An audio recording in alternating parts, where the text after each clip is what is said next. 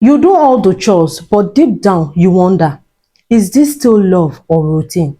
Many Christian women silently ask, is this marriage still alive? Or are we just fulfilling roles? I'm sorry to say this, lately marriage has become maintenance, where we have our daily responsibilities overpowering intimacy. We have unspoken resentment and emotional loneliness. Culture has taught us endurance over intimacy. Permit me to tell you this today. Intimacy is the bedrock of marriage. Legally, there is no marriage if such marriage has not been consummated, which means if there has not been sexual relationship, intimacy, then legally it can't be called marriage. The man has allowed his daily responsibility of having to provide for his home to take away intimacy, which is a core ingredient and sustainer of marriage. The woman has allowed daily responsibility of the home chores, going to work, feeding the children, nurturing the children, take away the space of intimacy. And mostly because the woman is an emotional being, we are always emotional. Our body, our spirit, soul, and mind calls for intimacy. But when it comes to the man, if the man is not careful and focused on marriage, he would allow the daily responsibility of providing for the home take his mind off intimacy. And this is easy to happen because a man is logical in reasoning. A man is project driven. A man is thinking on how he wants to get things done, how he wants to get everything done, how he wants to provide, how he wants to pay for the school fees, how he wants to do this, how he wants to do that, how he wants to provide for his extended family and the likes. But the woman, in thinking of all of these things, the woman still craves for attention. She still craves for emotional satisfaction.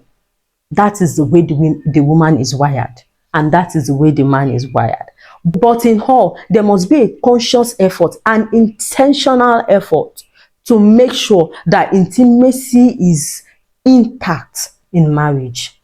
Biblical design of marriage is for the couples to become one and not roommates. You're not meant to be roommates. And that is why I wonder sometimes for some homes where the husband sleeps in another room and the wife sleeps in another room. Believe you me, it is easy for intimacy to go low. In fact, in that kind of family, mostly intimacy disappears. And when there is no intimacy in the home, when there is no intimacy between the man and the woman, the devil has direct access to penetrate into the home. So God that did the mathematics of two becoming one, he knows what he is saying. Two, when you have two, something can pass through, right? God is very, very intentional and a wise God. Something can pass through. But when you have one, nothing can pass through one. Do you understand? And that is why God has said it that, and two shall become one. With intimacy, and that and two shall become one. Two, what is bringing the two? What is bringing the two together to become one? It is intimacy.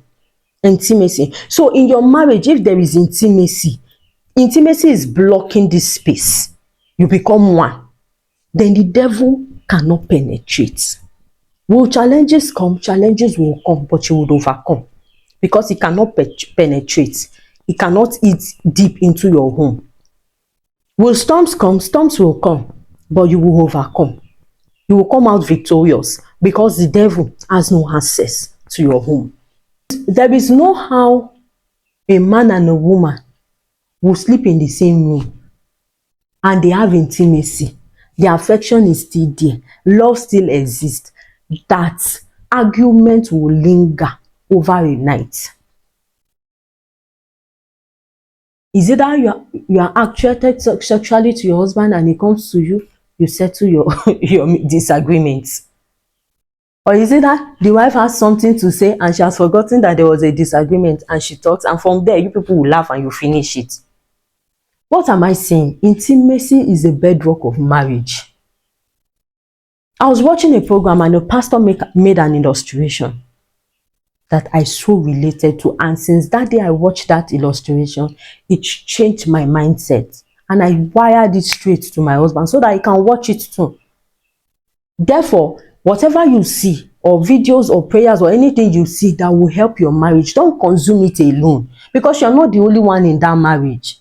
Both of you are there, you have become one. So whatever you see that will help your marriage, you should also show your husband. Whatever you see that will help your marriage, you should also show your wife, so that when she sees it and she can so relate, then you both can sit together and talk about it and see how you can provide solutions to your own marriage as relate to what you have seen. Because I will tell you that there is no one size fits all when it comes to marriage. The background of the couple are different. What will work for marriage A might not work for marriage B. So whatever you are seeing, you have to be able to relate it to your own situation. You have to be able to relate it to your own home. You have to be able to relate it to your relationship to see how it fits and how it can be of help. So the illustration was like this. The pastor called, he was talking about marriage, family, and everything like that. He called a couple and their children to come on stage.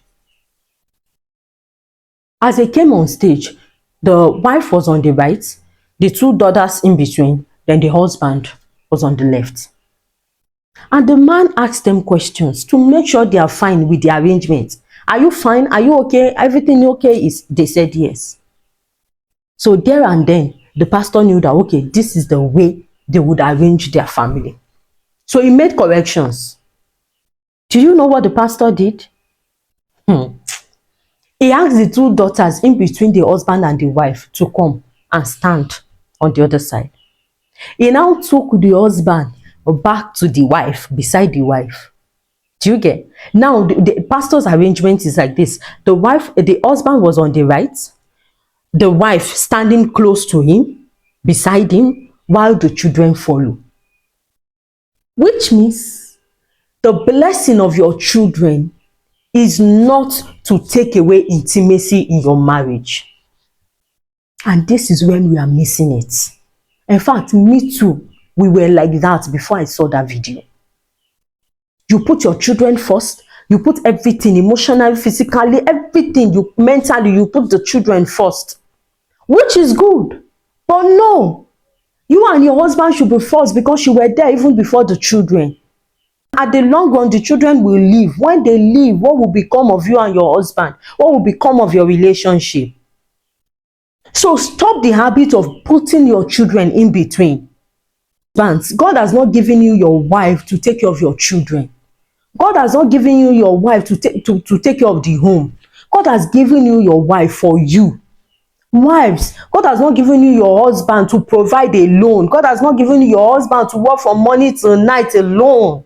God has given you your husband for you. God saw that Adam was alone and lonely. God is wise. And he thought of making an helpmate for him. And God made a woman out of the rib of the man. So it means that once you are married, your wife should never be far away from you, spiritually, mentally, physically, and in every aspect. Once you're married, your husband should not be far away from you, spiritually, mentally, physically, and in every aspect.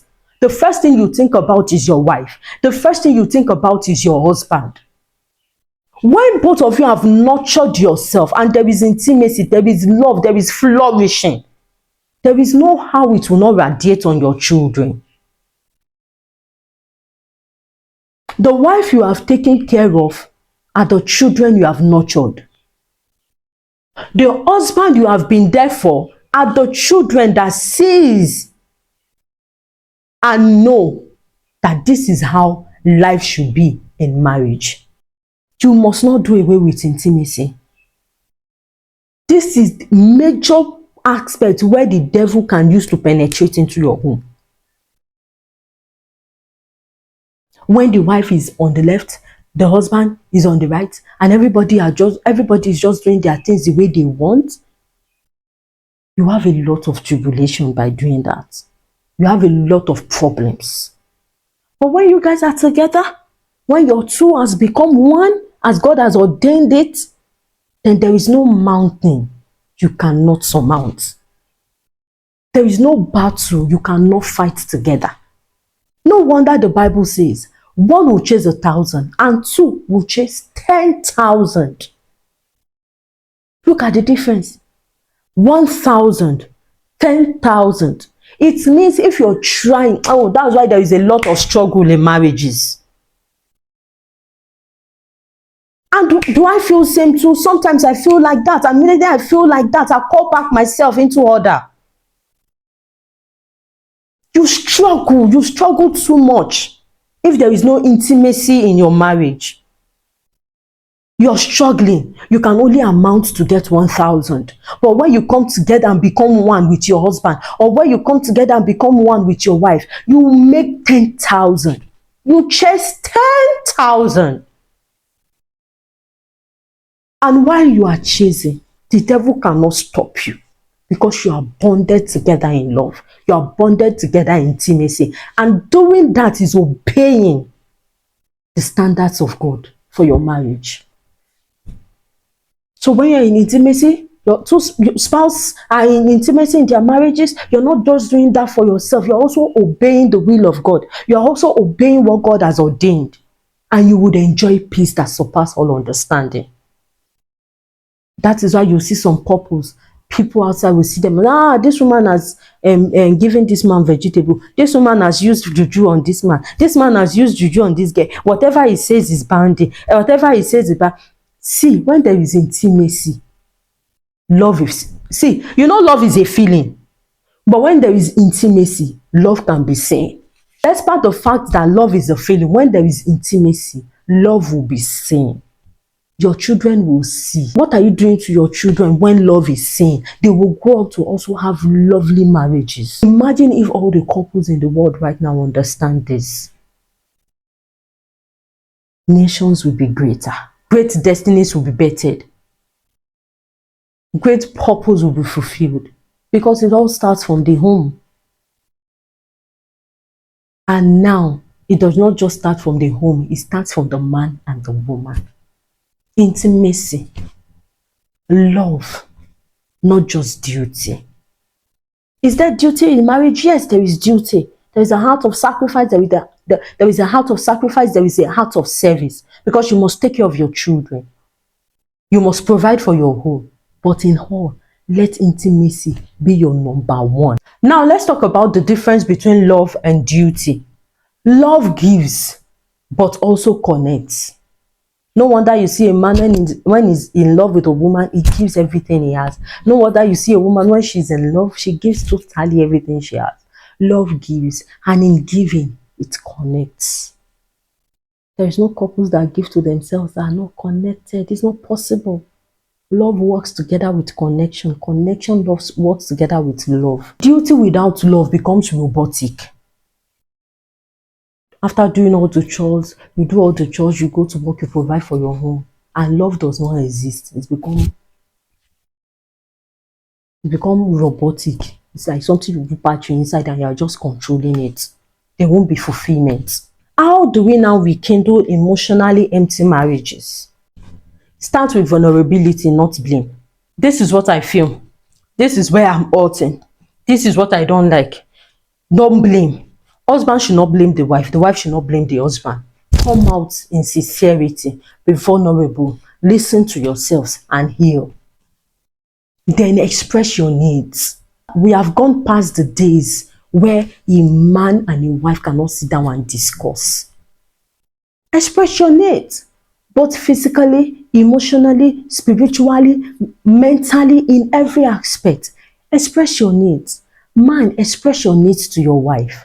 Wife, express your needs to your husband. It is in so doing that you understand where you have to compromise, where you have to balance, and how much intimacy you need to build.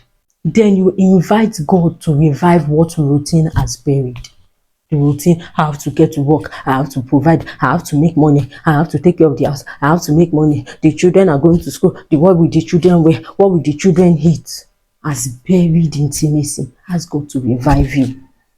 Ask God to bring life back to your marriage. Go to God in prayer. There is nothing you cannot talk to God about. He's right there. Talk to Him. express yourself emotionally as you've expressed yourself between yourself. Still go to God as a couple, express yourselves. God, revive us. A marriage full of intimacy is very sweet. See, who no like love? Who no like better thing?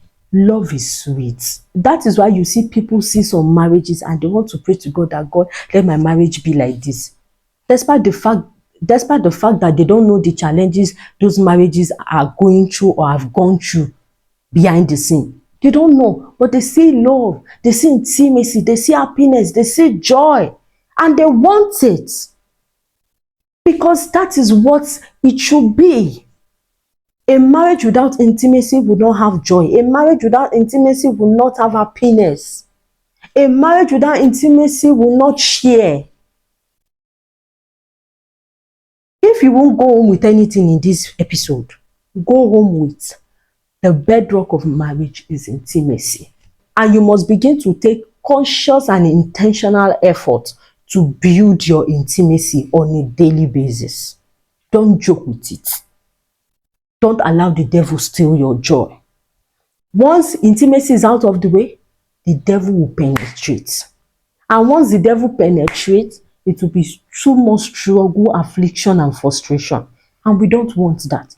Since marriages are meant to be more than just a job description. See, marriage encompasses everything in one: service, sacrifice, contentment. You deserve connection, not just cohabitation. Man, woman, go for connection. It pays. And you would enjoy it. What's life if not to enjoy it? The way God has ordained it is for us to enjoy marriage. Let's unlearn the silence and start healing. Comment I want love, not just duty, if this resonated. Subscribe, like, and share. Your sister needs this too.